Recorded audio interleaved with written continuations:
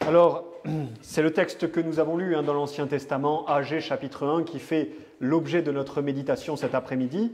Alors, nous sommes toujours dans notre survol de la Bible et nous avions médité la semaine passée sur la fin du royaume du Sud, n'est-ce pas? La fin de Juda, le royaume du Sud. Nous avions laissé le royaume du Sud donc déporté à Babylone. Eh bien, nous avions pris soin de souligner, et c'est ainsi que se terminait le deuxième livre des Chroniques, par une note positive. Oui, Dieu frappait de son jugement le peuple du royaume du Sud, mais Dieu avait également promis qu'il les ramènerait et qu'il les restaurerait. Deux raisons à cela. Premièrement, la promesse que Dieu avait faite à Abraham, celle d'une postérité, et il était entendu que la grâce de Dieu devait à jamais courir parmi les descendants physiques et biologiques d'Abraham. C'est la raison pour laquelle d'ailleurs, jusqu'à ce jour, il y a des convertis parmi les enfants biologiques d'Abraham, parmi le peuple juif, parce que la promesse de Dieu ne peut être rendue vaine. Jusqu'au jour où, comme nous dit saint Paul, c'est tout le peuple juif qui sera de nouveau regreffé sur l'olivier. Et la deuxième raison pour laquelle il fallait que Juda revienne de captivité, elle est évidemment liée à la première, c'est que de Juda devait sortir le Messie, notre Sauveur. Alors, voici où nous en sommes lorsque Agée délivre sa prophétie au peuple. Une partie du peuple qui était en captivité après les 70 ans de captivité est revenue en terre promise. Une partie seulement. Et lorsqu'ils sont revenus, ils ont posé les fondements du temple. Ils y ont bâti un autel et c'est tout. Ils se sont arrêtés là. Lorsqu'Agée entre en scène, cela fait 18 ans que les premiers hommes du peuple, que les premières familles de Juda qui avaient survécu à la captivité étaient revenus en terre promise. Agée, c'est aussi un contemporain du prophète Zacharie. Les deux ont exercé leur ministère en même temps, quoique Zacharie l'a exercé sur une plus longue période de temps. Donc voici que depuis 16 ans, plus rien ne se passe. 18 ans que les premiers captifs sont de retour. Ils ont reconstruit les fondements du temple, ils ont même rebâti un autel, mais depuis 16 ans, le temps semble s'être figé. Les travaux ont été arrêtés, dus à l'opposition des Samaritains, entre autres, et par un ordre du roi. Alors voilà que l'Éternel envoie Agée, son prophète, pour dire au peuple: est-ce normal que ma maison soit en ruine quand vous habitez de belles maisons? Voilà le contenu de la prophétie du prophète Agée. Est-ce normal que vous habitiez de belles maisons et que ma propre maison soit en ruine? Le peuple avait fait passer ses intérêts avant ceux de Dieu. Et par conséquent, nous dit Agée, ils étaient frappés par la pauvreté et par la famine. Nous avons ici un texte, chers frères. Un de ces textes dans la Sainte Écriture qui nous instruit par excellence sur ce que devrait être la réforme véritable dans l'Église ou dans une nation, sur ce que devrait être un réveil véritable. C'est en général le mot le plus usité de nos jours. On parle de réveil ou de réformation, c'est la même chose. Alors, nous allons voir cet après-midi, premièrement, la réforme et les difficultés qui y sont liées. Et deuxièmement, nous verrons la réforme et les remèdes que le Seigneur propose à ces difficultés. Ce texte est important pour nous, qui souhaitons une nouvelle réforme, qui souhaitons la réforme de l'Église et la réforme de notre nation et la réforme de toutes les nations du monde et de toutes les églises du monde. Certainement, ce texte est important pour nous. Alors, il y a 3 principaux ennemis à la réforme que l'on trouve à l'époque d'Agé le prophète et à l'époque des premiers retours de captivité. Premièrement, le premier ennemi, c'est le peu de volontaires disponibles. Je vous ai dit tout à l'heure que quelques familles, quelques hommes du peuple étaient revenus en terre promise. Mais en fait, la majorité se trouvait encore dans le lieu de leur déportation. Ils avaient pris racine, pour ainsi dire. Il ne faut pas penser que dès que l'édit du roi a été publié, alors tous les Juifs qui étaient en captivité sont revenus. Non, une minorité est revenue avec Zorobabel. Il y aura 2 autres vagues de retour vers la terre promise, mais plus tard, des décennies plus tard. Mais lorsqu'il a fallu revenir, il y avait peu de volontaires pour faire tout le travail, pour aller rebâtir le temple, pour aller rebâtir la ville. Peu de volontaires. Beaucoup trop étaient restés là où ils avaient été emmenés.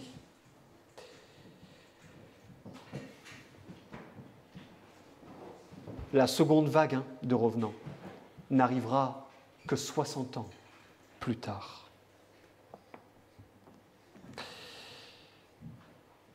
Vous trouverez beaucoup de volontaires dans la vie pour faire plein de choses. Vous en trouverez très peu pour travailler à la réforme de l'Église et de la nation. Le deuxième ennemi que l'on voit dans ce texte, c'est, pourrait-on dire, les ennemis extérieurs, n'est-ce pas? Ici, ce sont les Samaritains.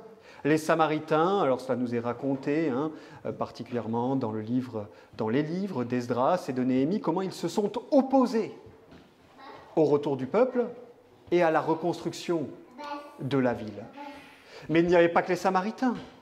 Après, c'est le roi lui-même qui a mis son veto pour que les travaux se poursuivent. Ils ont affaire à des peuples ennemis et à un souverain qui est ennemi également.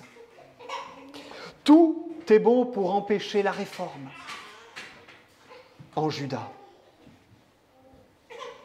Menaces, dissuasions, décrets, etc. 1, peu de volontaires. 2, des ennemis extérieurs. Et 3, le désir de mener une vie tranquille. C'est le cœur du reproche que l'Éternel adresse au peuple. Contrairement à Moïse, n'est-ce pas, dont il nous est dit dans Hébreux chapitre 11 qu'il méprisa les richesses de l'Égypte pour supporter l'opprobre du Christ, le peuple, lui, préférait une vie douce, calme, loin de l'opprobre du Christ, loin des difficultés que peut procurer une vie de fidélité et de loyauté à la couronne de Jésus-Christ. Le peuple désirait prendre soin de lui avant tout. Et puis, quelque part, il devait penser, bon, on n'a pas rien fait. On a quand même construit un autel. Notre père Abraham, après tout, n'adorait-il pas qu'avec un autel? C'est pas comme si on n'avait rien fait non plus. Eh bien, chers frères, vous trouverez ces 3 ennemis dans la plupart des réformes et des réveils. Vous les trouverez aux prises avec les commencements de toute réformation et de tout réveil. Vous trouverez toujours qu'à l'origine des réformes et des réveils qu'il y a eu dans l'Église, il y avait peu de volontaires, beaucoup d'ennemis extérieurs. Et le désir de mener une vie tranquille. Voilà pour les ennemis de la Réformation. Voilà pour les difficultés attenantes à la Réformation. Ces difficultés nous sont présentes aujourd'hui. Peu de volontaires, de nombreux ennemis extérieurs. Et puis au fond de nous, toujours, le désir de se dire qu'on pourrait avoir une vie plus tranquille, que de se donner complètement pour le Christ et son royaume. C'est beaucoup de sacrifices. On y laisse beaucoup de plumes.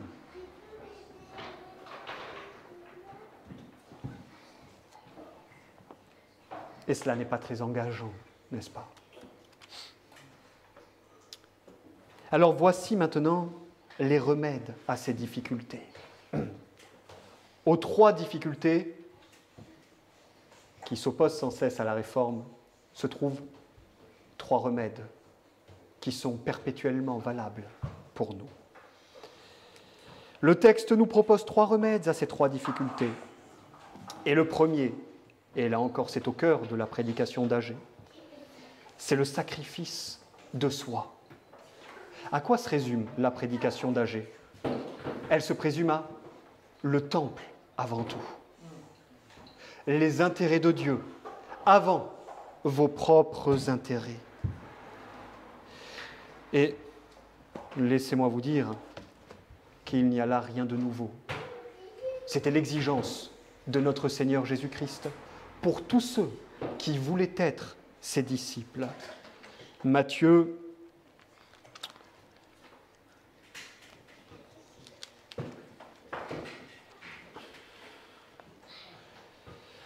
chapitre 16, verset 24, Matthieu 16, 24.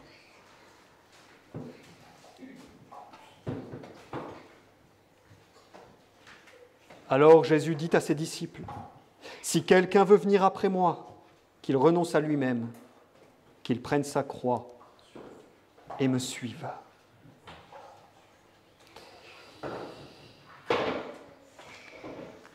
Le Christ nous sauve. Et le Christ nous sauve pour que nous vivions pour lui, pas pour nous. C'est pour que nous lui consacrions nos vies que le Christ nous sauve. 2 Corinthiens, chapitre 5, verset 15, ce texte que je suis sûr vous connaissez.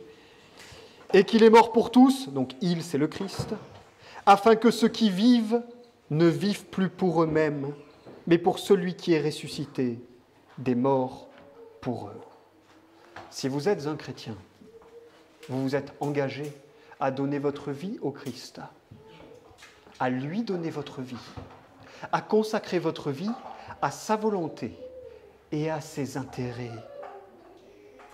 Il n'y a pas de place pour une vie tranquille. Il n'y a pas de place pour une vie loin de l'opprobre du Christ.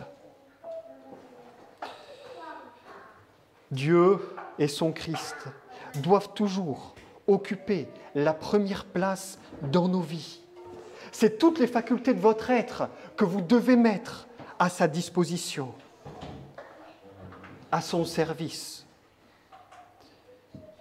Vous devez vous efforcer de croître, de grandir dans votre piété personnelle, vous adonner aux exercices de la piété. Être diligent avec le culte familial, être diligent avec le culte public et les ordonnances de Dieu. Priez, lisez, méditez. Votre vie en dépend. C'est là le cœur de votre vie si vous êtes des croyants. Vous avez donné votre vie au Christ. Ce n'est plus à vous de régir votre vie, mais à lui. Vous êtes appelés à renoncer à vous-même pour embrasser la vocation du croyant.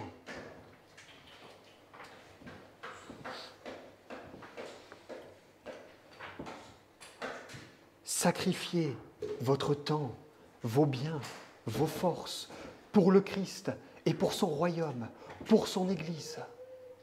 C'est là ce qu'il vous appelle à faire.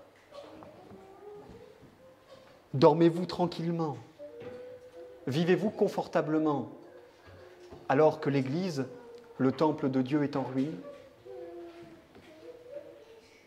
si vous n'êtes pas préoccupé par l'état de l'Église, abattu par ce que vous voyez, alors dans le fond, vous avez une attitude semblable à celle du peuple au moment de son retour de la captivité. Regardez à l'état de l'Église aujourd'hui. Regardez aux divisions. Regardez à quoi ressemble l'Église visible. Regardez le terrain reconquis par l'Antichrist de Rome. Et si vous n'êtes pas triste, affecté, alors il y a en nous le même manquement qu'il y avait dans le peuple à l'époque d'Agé. Luttez pour le Christ et pour son royaume. Le Seigneur vous accorde une vie qui durera ce qu'elle durera, mais elle doit être passée à son service, en luttant pour lui, en combattant pour lui. Et comme nous le disions l'autre jour, vous êtes appelés par le Christ à perdre vos vies. À quel point nous voyons dans l'Église exactement ce que nous voyons à l'extérieur. Des âmes qui font tout leur possible pour sauvegarder leur propre vie et leur propre confort. Mais vous êtes là pour perdre votre vie pour le Christ, afin de mieux la retrouver. Vous êtes là pour vous donner à son service, pour bâtir pour la postérité et plus encore pour l'éternité.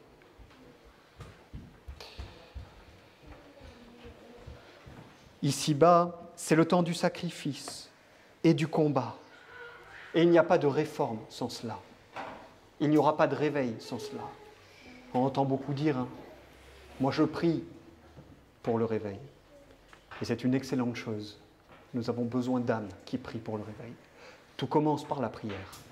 Et la prière est l'arme la plus redoutable de notre arsenal. Nous l'avons vu ce matin. Mais il faut plus que cela. Et il faut être prêt à faire tous les sacrifices nécessaires pour l'avancée du royaume du Christ sur la terre. Et cela passe par une vie disciplinée, notre propre vie disciplinée, par une vie de piété. Cela passe par s'efforcer à servir Dieu dans le secret, là où personne ne nous voit.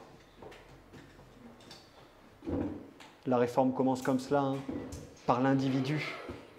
Ensuite, elle se propage aux familles, enfin à l'Église et finalement à la nation. Mais si vos vies ne sont pas réformées, si vous préférez utiliser le terme réveillé, on peut aussi. Si vos âmes ne sont pas réveillées, il n'y aura pas de réveil dans l'Église. Pas de réforme sans cela.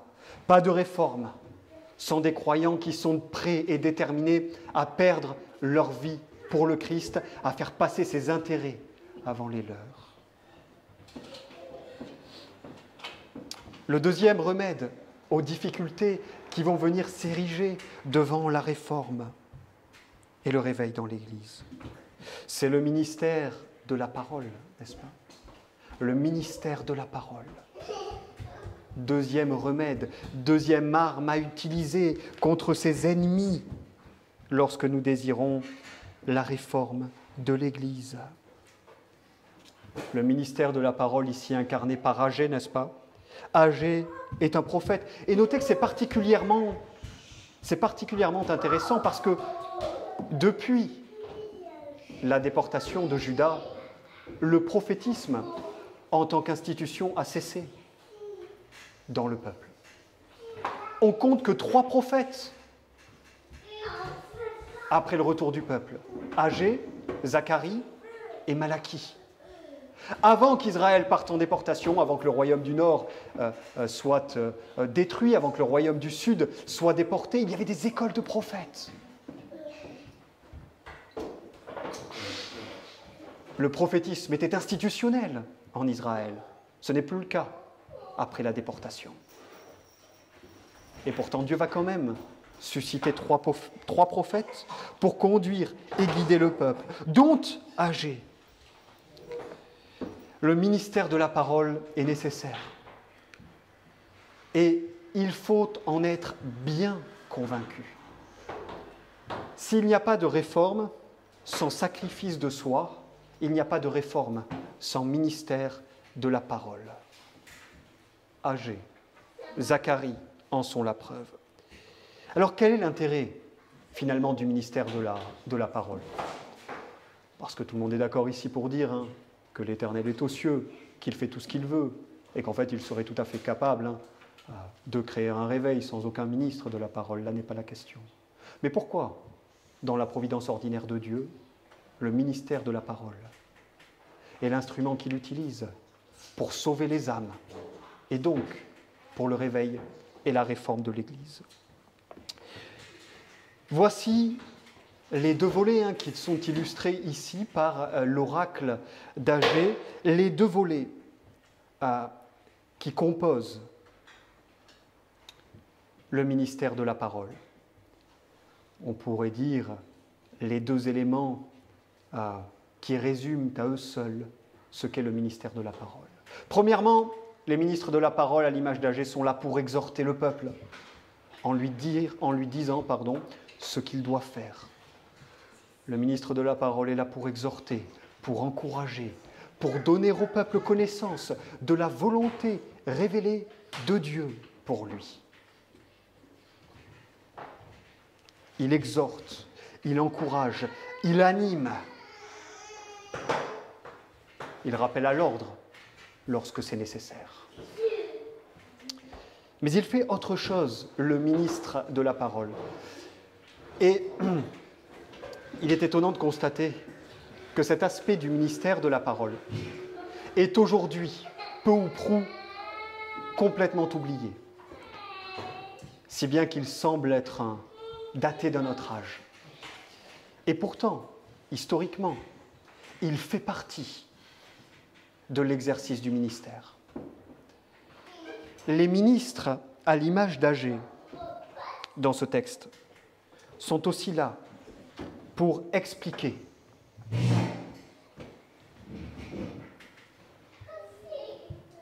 aux fidèles la providence et l'œuvre de la providence. C'est quelque chose que vous entendrez probablement rarement dire quant au ministère de la parole. Non, interpréter la providence, c'était le devoir de ces ministres dont on sait qu'ils étaient inspirés. Les prophètes, les apôtres, les ministres ordinaires de l'Église, les pasteurs ne sont pas inspirés, ils n'interprètent pas la providence. Erreur. Quoique leur interprétation de la providence ne soit pas infaillible, loin de là. C'est un de leurs devoirs. Et c'est ce qu'ils doivent faire lorsqu'ils prêchent, interpréter la providence. Et c'est l'exercice le plus difficile du ministère. Et ce n'est pas sans raison qu'il semble avoir disparu aujourd'hui. Parce que si l'on regarde dans l'histoire, les pasteurs qui ont été les plus pertinents à ce propos-là ont été les pasteurs les plus saints et les plus pieux. C'est un enseignement qui apparaît clairement, n'est-ce pas, dans l'histoire de l'Église. Plus vous avez des pasteurs qui sont saints, plus vous avez des pasteurs qui sont pieux, plus vous avez des pasteurs qui sont sensibles au dessein de Dieu et à sa providence. Moins les pasteurs sont pieux, moins ils sont sensibles à la providence de Dieu, et donc moins ils s'exercent à l'interpréter. Et c'est peut-être mieux ainsi. Il vaut mieux ne pas se livrer trop à l'interprétation de la providence si on ne peut pas le faire. C'est mieux de ne pas le faire que de mal le faire. Et pourtant, historiquement, c'était là. L'un des devoirs des pasteurs. Dans le chapitre que nous avons lu, il semblait, et la providence semblait indiquer au peuple qu'il ne fallait surtout pas reprendre la construction du temple. Deux raisons à cela. Trois raisons à cela. 1, l'inimitié des peuples alentours. Bon, c'est dangereux. Si Dieu n'a pas encore vaincu ses ennemis, c'est peut-être que pour l'instant, il ne faut pas trop penser à la reconstruction du temple. Deuxièmement, l'édit du roi. On a un décret officiel émanant de la plus haute autorité civile qui interdit la construction du temple. Alors, certainement, si Dieu nous a donné un roi qui ne veut pas que l'on reconstruise le temple, alors c'est qu'il ne faut pas le faire. Et finalement, les propres besoins du peuple. Dieu nous a placés dans une telle situation. Il faut déjà qu'on lutte pour avoir de quoi à manger, qu'on lutte pour avoir des demeures. Si en plus il faut reconstruire le temple, donc certainement il faut y voir là un signe de Dieu dans sa providence. Nous n'avons pas à reconstruire le temple, pas maintenant. Viendra un moment où Dieu le permettra, mais pas maintenant. Et quel est l'oracle d'Agé? Vous avez eu tort de penser comme ça. Vous avez eu tort de penser que l'inimitié des peuples alentours, que l'interdiction du roi, que votre propre condition était dans la providence de Dieu destinée à vous faire comprendre qu'il ne fallait pas reconstruire le temple.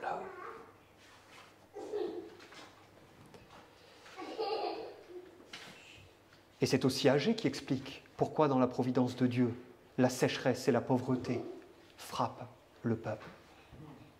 Le peuple ne l'a pas compris jusque-là. Il est facile d'errer dans l'interprétation de la providence de Dieu. Et souvenez-vous de ce qu'on a dit lorsqu'on réfléchissait, lorsqu'on méditait sur le livre de Jonas. La providence n'est pas règle de la vie et de la foi.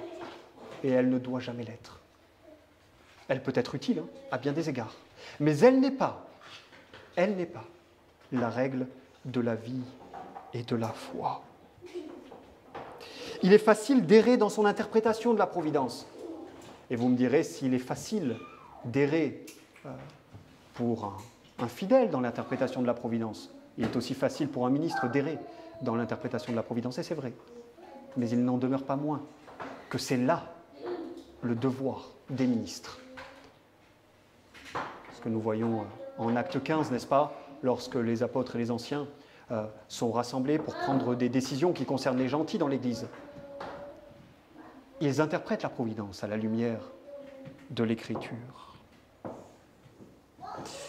Même si les ministres dans l'Église ne sont pas sujets à l'inspiration, s'ils ne sont pas l'objet de l'inspiration, cela reste leur devoir. Et il est honteux pour nous de constater que ce pan entier du ministère a disparu, et a disparu probablement par manque de piété.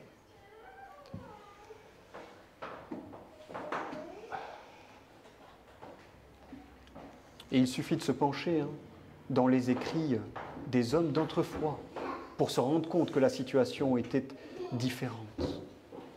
Il y avait au XIXe siècle, dans notre Église, un ministre qu'on appelle John Kennedy, qu'on appelait John Kennedy, décédé, évidemment, qui vivait au XIXe siècle dans l'Église.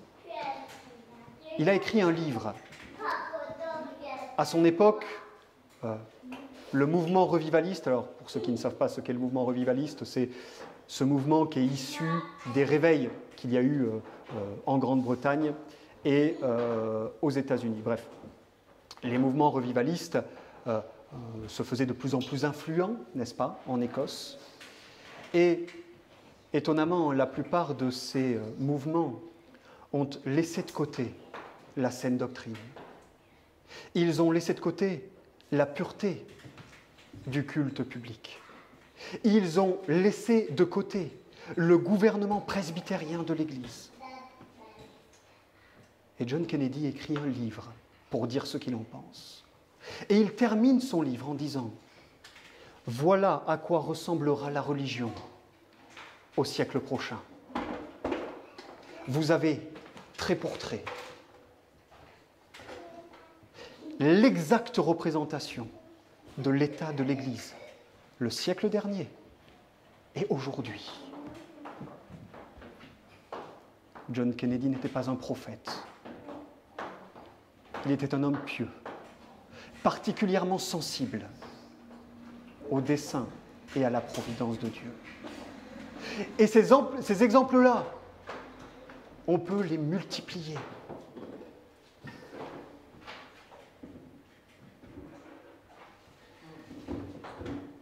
Là où se trouvaient des ministres fidèles, se trouvaient des hommes capables, dans une certaine mesure, d'interpréter la providence. Le même John Kennedy raconte, peut-être que j'ai déjà raconté cette anecdote lors d'une de mes prédications, qu'il a vu de ses propres yeux. Et il est impossible de douter de l'authenticité de son témoignage, puisque ce qu'il raconte s'est produit peu ou prou à l'époque à laquelle il écrit dans une partie du monde, les Highlands en Écosse, le nord, où il serait très difficile d'inventer une histoire comme celle-là. John Kennedy raconte qu'un jour, il est entré dans une église. C'était un service de communion. Et il s'est assis. Le pasteur a prêché, et puis est venu le moment d'administrer le sacrement. Et au moment d'administrer le sacrement, le pasteur dit, si je ne me trompe pas, vous voyez, il ne prétend pas être un prophète, il ne dit pas « Ainsi parle l'Éternel ». Si je ne me trompe pas, il y a ici un homme qui a aujourd'hui, pour la dernière fois, l'occasion de prendre le sacrement. Et tant que cet homme n'est pas venu s'asseoir à table, je ne peux pas procéder à l'administration. Effectivement, dans l'assemblée se trouvait un homme qui, d'ordinaire, participait au sacrement. Cet homme a pensé que l'avertissement qui était donné était pour lui. Il s'est levé, il s'est assis à table, ils ont chanté un psaume, ils ont pris le sacrement. L'homme est mort sur le chemin de retour en rentrant chez lui.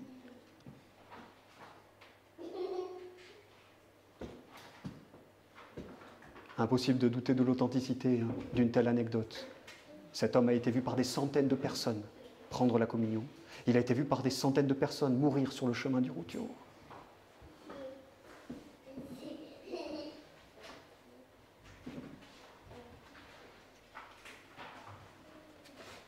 Cela en dit long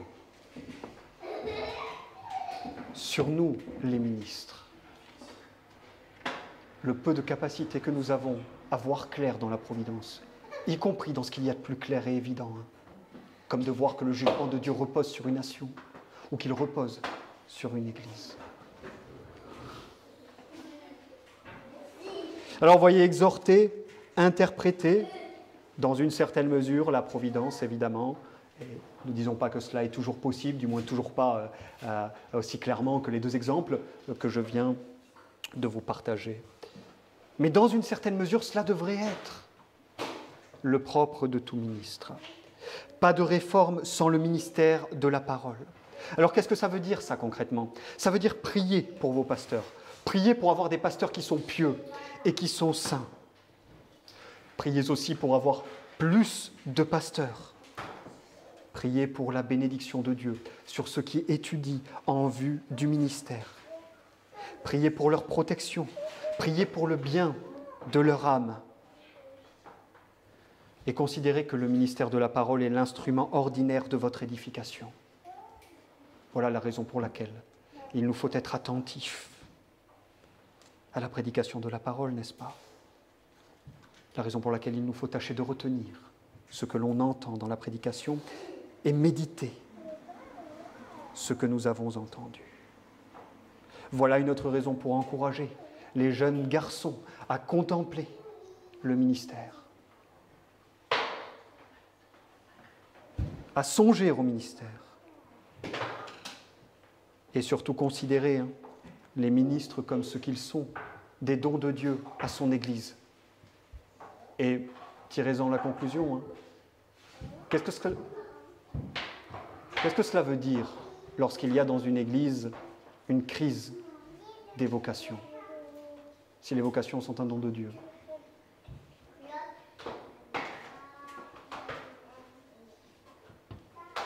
Finalement, dans ce texte, le dernier remède, le dernier instrument pour combattre les difficultés à la réforme qui nous est présenté Nous le trouvons au verset 12 à 14. Donc Zorobabel, fils de Shealtiel, Josué, fils de Jotsadak, le grand sacrificateur et tout le reste du peuple entendirent la voix de l'Éternel leur Dieu et les paroles d'Agé le prophète, selon la mission que lui avait donnée l'Éternel leur Dieu. Et le peuple fut saisi de crainte devant l'Éternel. Agé, envoyé de l'Éternel, dit au peuple d'après l'ordre de l'Éternel, « Je suis avec vous, dit l'Éternel. » L'Éternel réveilla l'esprit de Zorobabel, fils de Shealtiel, gouverneur de Juda, et l'esprit de Josué, fils de Jotsadak, le grand sacrificateur, et l'esprit de tout le reste du peuple. Ils vinrent et ils se mirent à l'œuvre dans la maison de l'Éternel des armées. L'œuvre de l'esprit, voilà ce qui est nécessaire à la réforme. La réforme est toujours une œuvre extraordinaire du libre et souverain esprit de Dieu. C'est une période, les périodes de réforme, de réveil, dans lesquelles une plus grande mesure de la libre grâce de Dieu est répandue sur l'Église. C'est comme un écho lointain de la Pentecôte, n'est-ce pas?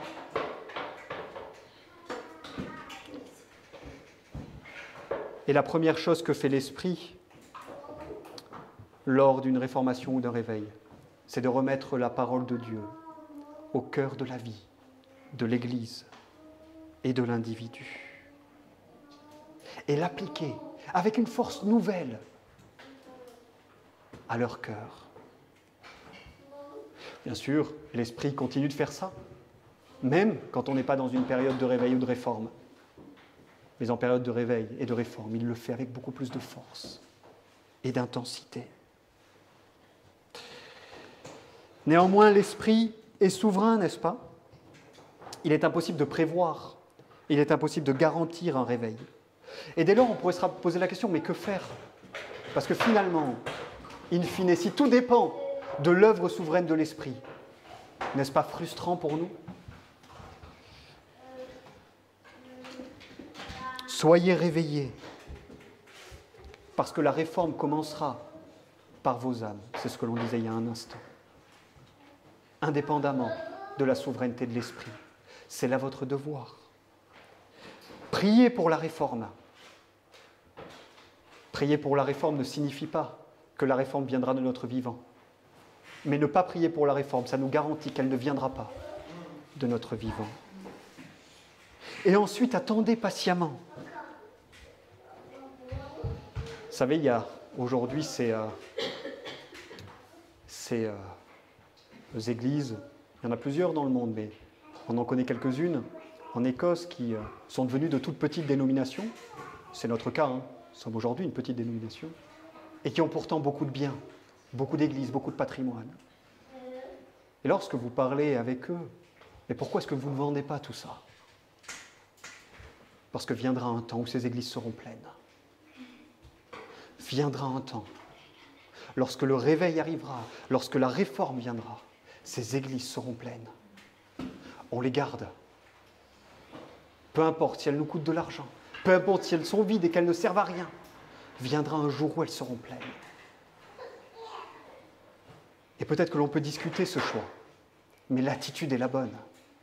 Espérer après un réveil. Parce que pourquoi pas nous? Pourquoi pas de notre vivant?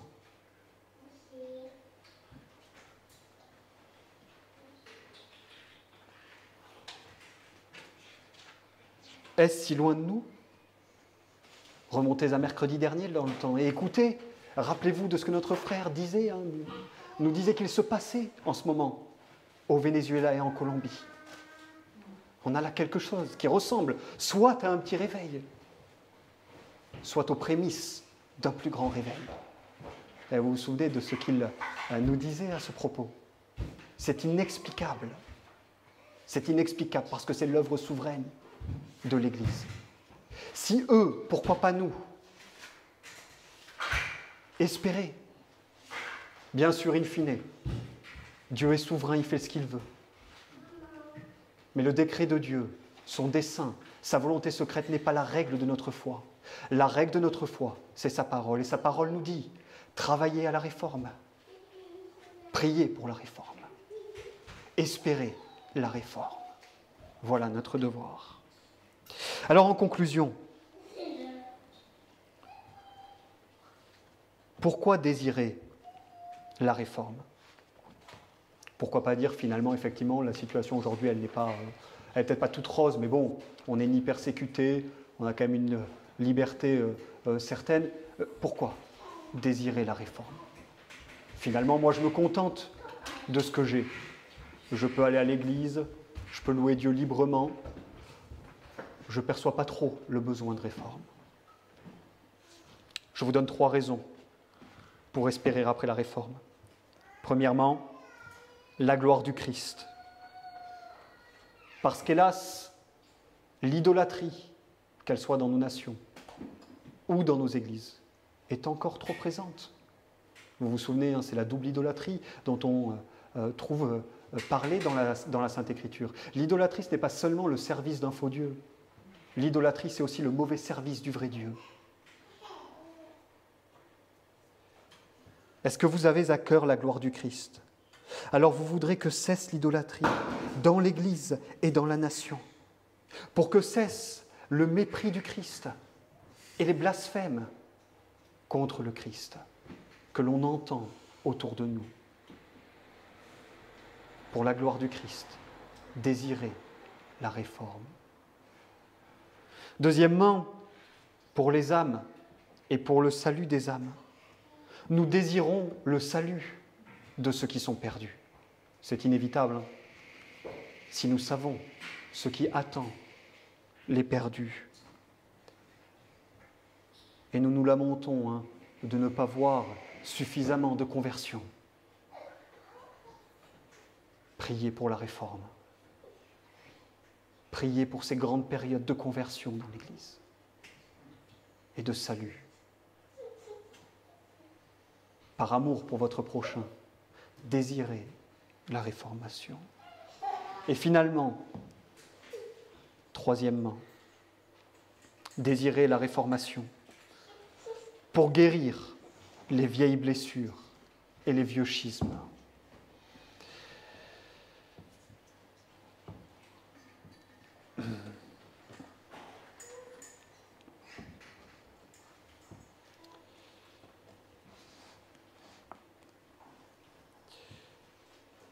Vous savez ce que l'on reprochait lorsqu'il y a eu au XIXe siècle dans l'Église les controverses d'union, qu'une majorité dans l'Assemblée générale désirait s'unir avec une autre Église un peu plus libéralisante, par souci d'unité.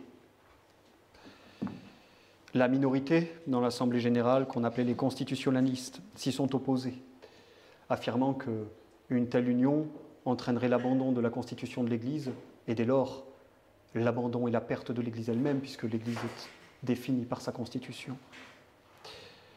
Eh bien, on a fait le reproche à cette minorité de dire « Vous êtes des gens fermés, étroits d'esprit. Et avec des gens comme vous, l'Église ne sera jamais unie. » Et ils ont répondu, à juste titre, « L'unité ne s'acquiert jamais en sacrifiant la vérité. L'unité ne s'acquiert jamais en sacrifiant le bon dépôt que le Seigneur a confié à l'Église. Et nous n'avons pas honte, disait-il, de confesser que pour voir l'Église unie, nous devons attendre une œuvre extraordinaire de l'Esprit qui mette tout le monde d'accord. Mais jusqu'ici, et sans cela, il n'y a pas d'union.